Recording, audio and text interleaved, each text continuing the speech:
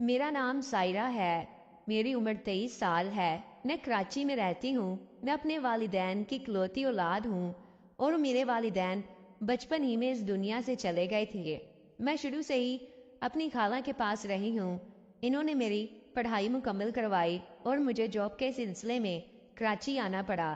اس وقت کی بات ہے جب میں فریش گریجویٹ ہوئی تھی اور میری جاب ایک پرائیویٹ کمپنی میں لگی تھی۔ ابھی مجھے وہاں گئے ہوئے 1-2 ہفتے ہی ہوئے تھے کہ کمپنی کے مالک کے ساتھ مجھے پیار ہو گیا۔ وہ نہایت ہی خوبصورت شخص تھا، عمدہ قسم کا لباس پہنتا تھا۔ اس کا نام شیراز تھا۔ میں سر شیراز کی محبت میں پاگل ہو گئی تھی۔ جب میں نے انہیں پہلی نظر دیکھا تو میں تبھی ان کی محبت میں گرفتار ہو گئی تھی۔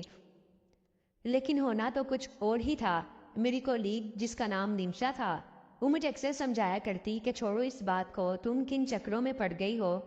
تمہیں ابھی یہاں آئے ہوئے 2 ہفتے ہی ہوئے ہیں اور تم نے اپنے دل میں سر شیراز کے لیے اتنے خیالات پال لیے ہیں۔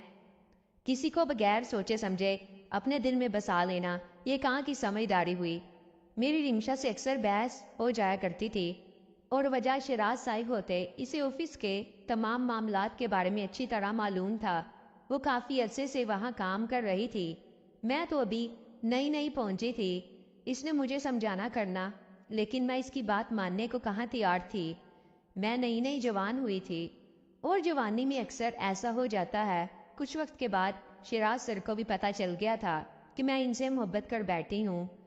میں اپنا کام بہت اچھے طریقے سے کرتی اور مجھے 3 بار امپلائی آف منتھ بھی بنایا گیا اور سر شیراز نے مجھے اپنے گھر پر کھانے کے لیے بلوایا۔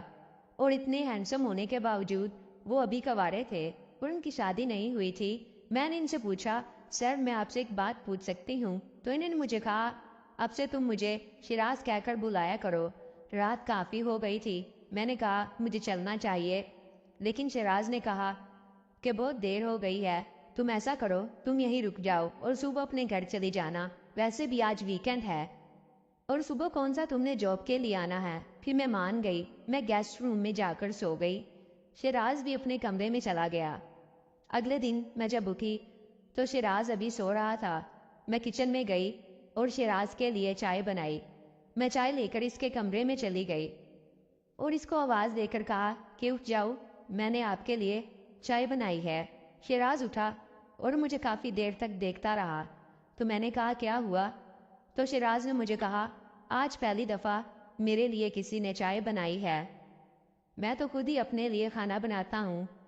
میں حیران ہوئی کہ اتنا امیر شخص خود اپنے لیے کھانا بناتا ہے، بھلا یہ کیسی بات ہوئی؟ میں نے شیراز سے پوچھا تو اس نے بتایا کہ میرے سب گھر والے تو دبئی میں ہوتے ہیں اور میں یہاں اکیلا اپنا بزنس سنبھالتا ہوں اور مجھے میرا کام خود کرنا اچھا لگتا ہے، اس لیے میں اپنا ہر کام خود ہی کرتا ہوں۔ لیکن آج تم نے میرے لیے چائے بنائی ہے، یہ دیکھ کر مجھے بہت اچھا لگ رہا ہے۔ خیر، میں نے کہا اب چائے پی لو کہ باتیں ہی کرنی ہیں۔ پھر شیراز نے چائے پی لی۔ پھر میں نے اور شیراز نے مل کر ناشتہ بنایا۔ پھر میں اپنے گھر پر چلی گئی اور میں سارا دن شیراز کے بارے میں ہی سوچتی رہی۔ اب دن بدن میں شیراز کے اور قریب ہوتی جا رہی تھی اور مجھے سمجھ نہیں آ رہی تھی کہ میرے ساتھ یہ کیا ہو رہا ہے۔ میں چاہتی تھی کہ میں شیراز کو بتا دوں کہ میں اس سے محبت کر بیٹھی ہوں۔ ایک شام جب آفس سے چھٹی ہو رہی تھی تو میں نے فیصلہ کیا کہ آج میں شیراز کو سب کچھ بتا دوں گی۔ میں آفس میں گئی تو شیراز تب تک جا چکا تھا۔ میں بھاگ کر پارکنگ ایریا میں گئی تو شیراز اپنی گاڑی میں بیٹھا کسی سے بات کر رہا تھا۔ وہ نکلنے ہی لگا تھا کہ میں نے اسے روک لیا۔ شیراز نے کہا، سائرہ کیا بات ہے؟ سب کچھ ٹھیک تو ہے؟ تو میں نے شیراز سے کہا کہ مجھے تم سے کچھ بات کرنی ہے۔ میں نے شیراز کو بتا دیا کہ میں کس قدر اس کی محبت میں دیوانی ہو گئی ہوں۔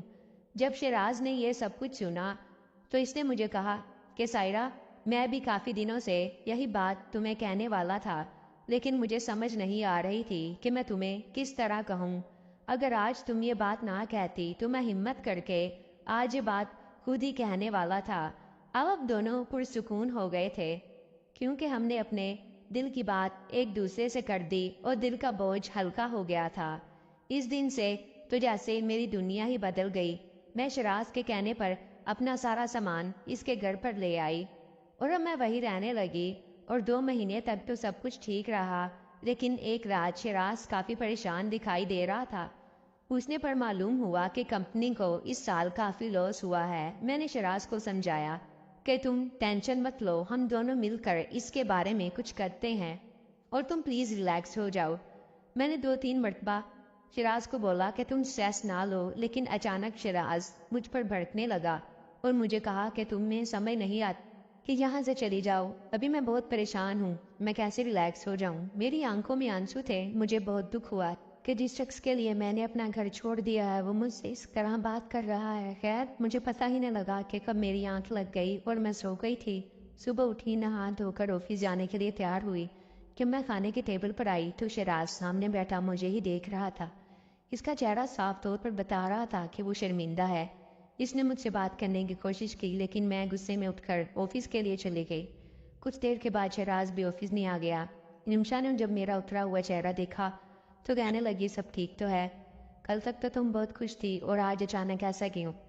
میں نے نمشا کو کچھ نہیں بتایا۔ میں نے کہا کچھ نہیں، بس ایسے ہی تھکاوٹ کی وجہ سے۔ خیر میں نے بات کو ٹال دیا۔ شام کو جب میں گھر پہنچی شیراز ابھی نہیں آیا تھا، اس لیے میں اس کے آنے سے پہلے ہی سو گئی۔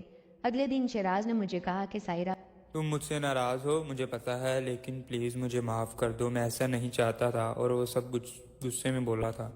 تمہیں پتہ ہے کہ میں تم سے پیار کرتا ہوں، بس آفس کی ٹینشن میں کچھ زیادہ بول دیا۔ میں شیراز سے اب اتنی دیر ناراض تو نہیں رہ سکتی تھی۔ پھر میں نے شیراز کو معاف کر دیا۔